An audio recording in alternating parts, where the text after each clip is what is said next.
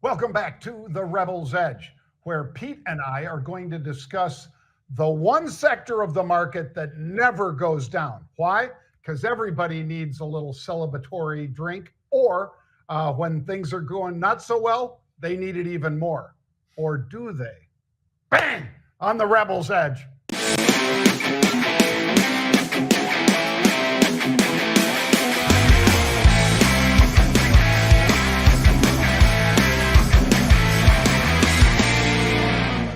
All righty. Well, it's a day before a trip out to good old Las Vegas, my friend.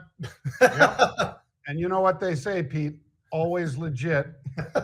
Too legit to quit. Too legit to quit. Welcome back, folks.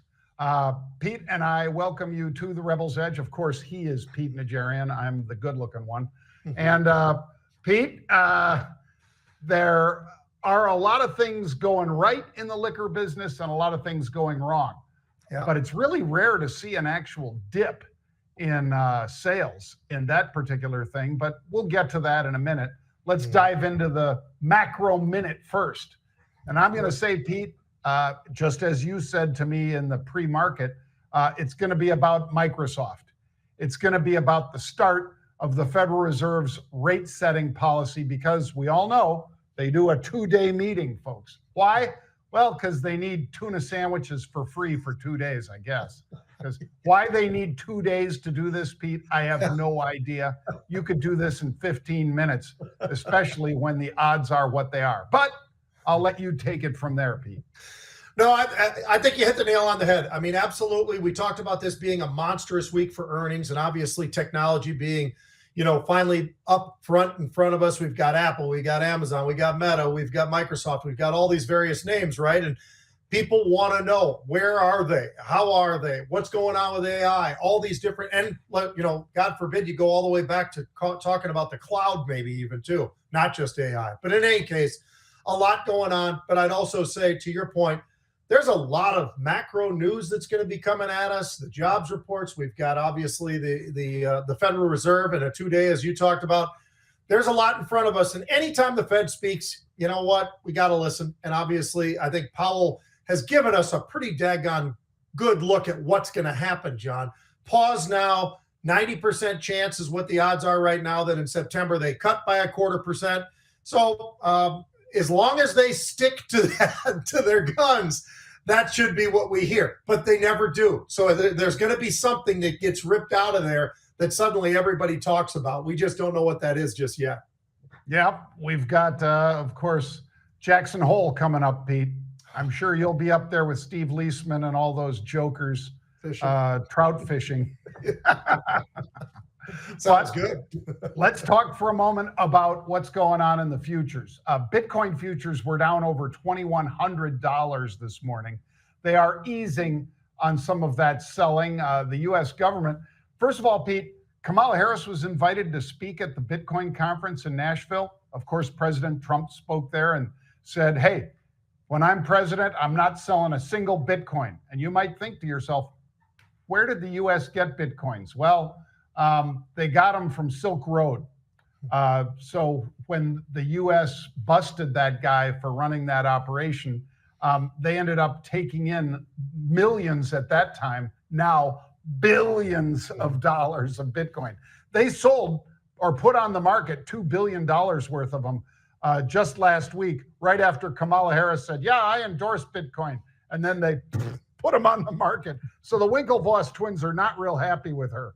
But they're very happy with President Trump. That whole episode was kind of noted at that conference. But what do you got today, Pete, for unusual and/or is it VIX related? No, not today. I think we've hammered on the VIX. We've hammered on the VIX, and we can. I mean, it's worth always talking about. It's trading, a little bit north of 17. Now it's almost 18 today after what we're seeing in the NASDAQ. But that being said, I'm looking at late May, John. We were looking at the 10-year at about a 4.6, a little bit more than that. Now we're sitting a lot closer to about a 4.15. That's a much bigger move than I think a lot of people, meets the eye. So we're near the lowest levels we'd gotten to in March. I think it was March 11th or something like that, where we were down right about where we are right now presently.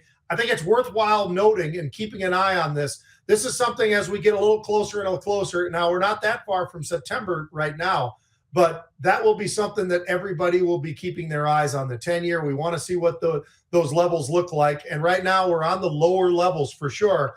We'll have to see if this thing moves at all, but it's been on this path lower for a while now. Yeah, well, the VIX is always something that Pete and I pay attention to, folks. And as we've said many times, when the VIX is cheap, that's when we buy it, when we can, not when we have to. So in the 12s, yes. When it gets up here like this, I'm only doing spreads or I'm doing rights, meaning I'm selling that pumped up higher volatility. All right, let's talk about Diageo, Pete, because that's the liquor company that I made a little fun of at the top of the show, because Guinness and Johnnie Walker and Casamigos, these are some of the multitude of brands that they have. And apparently, Pete, none of them doing nearly as good as people had hoped. The stock price is down hard for Diageo. And basically sales since 2020, well, a lot of the stuff that was hot in 2020 is people maybe deciding it's too expensive and they're dialing down to cheaper brands. What do you think here, Pete? Yeah, I think that's exactly what's going on, John, because when you take a look at it, usually under, bad times in the market or really good times in the market, people tend to be out there shopping for alcohol and so forth. So they have a challenged consumer right now. The consumptions are actually dropping, which is a little bit unusual, I think. They've got declining sales. I mean, just about everything that you could imagine. By the way, 52-week lows, that's not feeling very comfortable for these guys either. The annual sales were a little bit weaker. I mean, you go through this and you go, wow, I'm looking for anything that I find that looks kind of positive, and I just can't find it right now, John. So, there's a lot of pressure on these guys right now. The fact that it's trading, I think it got all the way down to 123 earlier today. I don't know where it is at this moment, but boy, it's gotten beat up pretty good today. So is that one of the ones I'd probably keep an eye on? Yes, but they've got to show us that there's a turn. And at some point, maybe they turn, but they haven't turned yet. And this is a stock under significant pressure right now. Yep, it's 124-ish right now, Pete. But yeah, this is tough. Social media reports that Diageo was up, or rather was down over 11% overnight because the results hit London first, and it's a PLC, which means it's a London company, folks. All right, let's talk about PayPal, Pete. PYPL. Opposite story here. Strong second quarter results. Adjusted EPS coming in at 119. That almost, 20 cents better than the street estimate, Pete? That's pretty good. Basically, I'd say that the billions of dollars that they are taking in PayPal speak to the strength of their model and to some of their offshoots of PayPal that people really enjoy using on a regular basis. Yeah, this is almost flipping the script and having exactly the opposite kind of results, John, from what we just talked about with Diageo. I mean, everything that you look at PayPal, you mentioned it as far as the earnings. That was a number they absolutely crushed. If there was any place that you might point to say, well, not great, I would say maybe it was the revenue. It was basically in line, but a little bit of a beat, 7.9 billion, looking for 7.8. So they did beat it, but it was also up 9% year over year. And as you and I both talk about all the time, I think it's pretty important to see what those year over year numbers are, not just stepping over something that a bunch of analysts had lowered things down. But that was pretty impressive, I thought. And also, when you look at the earnings and they're only up 36% year over year, we've got ourselves a company that's absolutely crushing it. Now, they've had their issues in the past, John, but it sure feels like everything is going in the right direction, including the forecast that they gave. The margins were better everywhere I looked. And also heavy volume coming into here. When you look at free cash flow of 6.5 billion dollars, I would say that these guys are doing pretty well. The rest of the balance sheet looks great as well. So this is a stock that I think if you look at the 52-week high, it's a long ways from where it is right now. This might have a little bit of a room to start moving even higher because of what we see this quarter was an absolute killer and the forecast itself. Yeah, Pete, it was in the 60s, low 60s at the beginning of the year. Going into these earnings just last week, it was down around 58. So it was down, call it 5% on the year. This actually puts it positive on the year. Yeah. This move today makes it positive for the year. So good news there. People use Venmo a lot. That's one of their many subcategories, if you will, folks. Pete uses Venmo a lot, apparently. Good for you, Pete. All right, let's talk about Corning, Gorilla Glass Maker, Corning, GLW. Q2 earnings, 47 cents, slightly exceeding the estimate of 46 cents. Revenue about $3.25 billion. That missed, Pete, by over $200 million. So if you're looking at GLW and you're wondering, why is GLW not doing well? These are great numbers. Maybe that's why, Pete, because if you miss by a couple $100 million on rev, people aren't going to be real happy. They're going to say, well, has Apple or Samsung or any of the people that buy some of the things, GLW is not just about that, but they're about fiber optic stuff as well. Mm-hmm. Is it putting off large purchases, or are people finding another avenue to go down, Pete? Yeah, and one of the things that I think really bumped up Corning, John, was all the tie-ins that a lot of folks were talking about to AI, and I'm one of them. I was pointing out some of the different things that they're doing towards AI. The problem that they ran into is everything you said, though, because that's just starting, and you know what? It will take some time, but when you look at that revenue guidance and you miss, that's not a good sign ever. And this has not been a great quarter. Now, that being said, they did have a really nice performance in July, but everything got wiped away from all the different gains that they'd made in the month of July once they got this release out there. Free cash flow looks pretty good. They do have a heavy amount of debt, John, that I think would be slightly something at least to have some concerns about. But anytime that you get up there and you basically barely meet where those earnings are and the revenue is not there and you've got an outlook that doesn't look that great, there's a lot of reasons why I think right now Corning, I don't think it's a bad stock necessarily, but I think when you look at these numbers, they're not impressive enough to get you to jump in there. But if they hit this thing a little bit harder, this is a name that I probably would start thinking about stepping into. Beginning of the year, folks, it's $30 stock. It ran to over $46 a share, call it a 53% jump.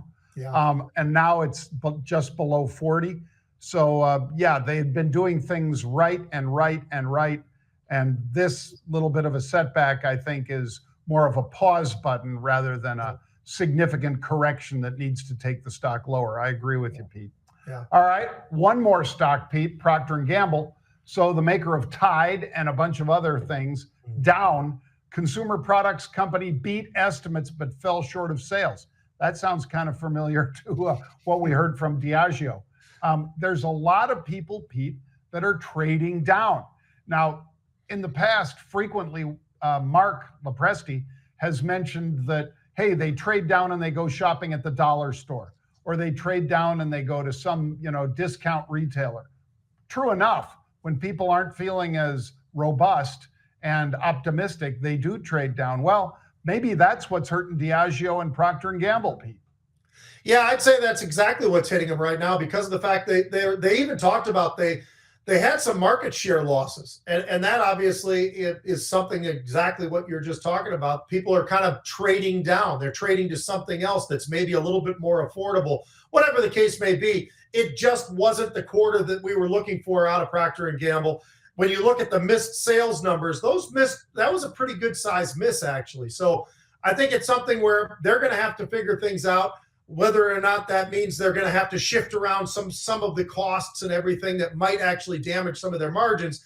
I don't know if they're going to go that far, but it all depends on the economy. We talk about those kinds of things all the time, the influence that it has on a lot of different stocks. There's a lot of categories here, especially beauty, John, where it's a pretty decent chunk of what they do at Procter & Gamble. Problem is, if people are moving away from some of the more expensive stuff, not that it's very expensive, but more expensive, they're going to trade down a little bit. I think that's really what's hurting them right now. I like this company, but it doesn't really excite me. As a matter of fact, it mostly gives me yawns. But for right now, I think I'd stay away from it. Yeah, I think, Pete, the issue here, and Moeller, their CEO, said this post-earnings call. He basically said, I don't doubt that some shoppers are more cautious, and that would make sense. So it's pretty obvious to me and to any of you that have listened to Pete and I over the past year that consumers are stretched, and more consumers are cutting back in areas where they can. Does that mean that no stock's going to go up? No, that's not what I said. Some consumers do extraordinarily well in times like where they're concerned about other concerns are out there for people making less money. But for the people that are still, doing like Roaring Kitty and making a lot of money, Pete, well, yeah. I think they are a different branch and probably shopping for things other than Tide anyway. They're probably shopping for things, if you drop them on your foot, they would hurt. Yeah. They don't. Right. They probably aren't the ones that are going out looking for Tide at the store. Yeah, probably not. All right. Well, Pete, let's dive into some sports because we've got Olympics, we've got NFL. What do you want to hit? Why don't we hit the NFL? And this is something I just wanted to hit with you, John, that I thought would be kind of fun. We could do this probably a couple of times as we get a little bit closer to the season starting, but I figured we could start with the East. We got the NFC and the AFC. We could start with the East. Who do you think is going to win in the AFC East? You've got Buffalo, Miami, you've got the Jets, you've got New England. I'm going to tell you right now, it's Buffalo. I think they're going to go about 12-5. I think with Josh Allen, they've got a kid named Keon Coleman that they took pretty high in the draft out of Florida State, a big, huge, aggressive receiver. They have one of the best defenses in all of football. I think for those reasons, that's why they beat out Miami, who has no defense at all. The Jets, who have a lot of health issues. We'll see how it goes with Aaron Rodgers this year. And then New England, they're just starting to piece it together, John. They've got Drake May, but he's a rookie quarterback who I think is good. I don't put him in the category of great, but time will tell. So we'll find out on that one. And then on the other side, on the NFC side, I'd go with the Dallas Cowboys. And here's why. They've got a great defense. It's very suffocating. You've got Micah Parsons, who's probably the closest thing we've seen, I would say, to some of the greatest outside linebackers. I'm not even going to put him in the category of number 56. I don't put him there. But he's probably as good as just about anybody. Then you've got Dak. You've got CeeDee Lamb. So you've got the defense. You've got the offensive side. Philly, the problem over there is you've got a quarterback that you decided to pay a bunch of money in Hurts, but he also throws a bunch of interceptions as well. That bothers me a little. Daniel Jones is not very good with the Giants. And then you look over at Washington. They're pretty much awful just about everywhere. I love the quarterback. I think he was the best quarterback in the entire draft, quite frankly, in Jaden Daniels from LSU. But he's surrounded by a really bad football team. So it'll take some time, and it'll get done, I think, but not this year. So I got Dallas and I got Buffalo as my two teams coming out of the East for the NFC and the AFC. Well, as you know, Pete, I was with Josh Allen at the Masters, and a nice kid, smart kid, aggressive, but not in a way that makes you uncomfortable. Aggressive in how he attacks, getting ready for games and all that. We got to speak about it a little bit, he and Flutie and I at the Masters. Mm-hmm. And they're both, by the way, Flutie makes all of us, anybody but a Navy SEAL, Flutie makes you not look aggressive, because that is one aggressive little guy. Yes. Sorry, I didn't mean little guy. He's when he stands on that Heisman, Pete, he's freaking. He's pretty tall. Yeah. And a nice man, does a lot for charity and all the rest. So I meant no disrespect, Doug. Yeah. He's a big fan of the show, Pete. Yeah. So I will say, Pete, that where you mentioned about Philadelphia and Mr. Hurts, I would mention about Kelsey, because now you've got a brand new center coming in there. That's now, a big deal. Not brand new as in, the guy's just learning the position. But, there is a relationship between the quarterback and the center that, there's a comfort factor. Now, can they get past that? I'm sure they've already gotten past that. But that doesn't mean that this guy is the same level of player, all pro-wise and so forth, that Kelsey was. So that's another reason that I think you're right about Dallas. And I think you nailed it with that Florida receiver, Pete. That kid is a beast. Yeah. And that's exactly what Josh needed, because that'll open it up even more for him running, Pete. And we both know, that everybody gets nervous when he runs, but that's a big dude running downhill when Josh Allen's running. So I was just going to say, when you say everybody's nervous, the linebackers are nervous. He's bigger than every linebacker in the NFL. I mean, these guys are small now, John. So he's not as worried as he probably would have been 20 years ago had he been playing in the NFL when linebackers were still 6'3", 245, 250. Now these guys are all like 6'1", 6'2", about 220. He's bigger than all of them. So they're a little worried when he's coming down the field. Yeah, that's why when they need that extra few yards, that kid just stretches out. And he'll take the hits too, which is what his coach doesn't want him to do. Right. All right, moving on to the Olympics, John. How about this? I'm curious. I think we're on the same page, but if we're not, it's fine. But with the Olympics and all these strange sports that they've added over the last probably 20 years or more, but they've been adding every year, and there's something, and it just doesn't feel like Olympics. But outside of that, my curiosity for you is this: of all the different sports that are in the Olympics, and some of them have been there forever, as we know, but is there something that stands out? Because when I look at basketball, I used to love it. But you know what? When they brought in the dream team and all these professionals, for me personally, it's just different. I mean, I always view the Olympics as amateur athletics, and it's really cool, and these guys that you maybe never heard of and all those kind of things. But that's no longer what it is, and that's fine. And the dream team is pretty cool, but I even get bored with them, John, to be honest with you. I mean, and we'll see. Maybe it'll get exciting. Maybe maybe somebody puts them into the ropes for a little while and scares them a little bit. Who knows? I mean, we've seen it before the Olympics actually started. Then you got gymnastics. But for me, it's track and field. And you want to see the fastest people in the world. It's unbelievable to watch what these athletes can do, both male and female. It's scary how fast they are, how good they are. And oh, by the way, if anybody questions me on, is that the biggest part of the sports that go on in the Olympics, I can just tell you this.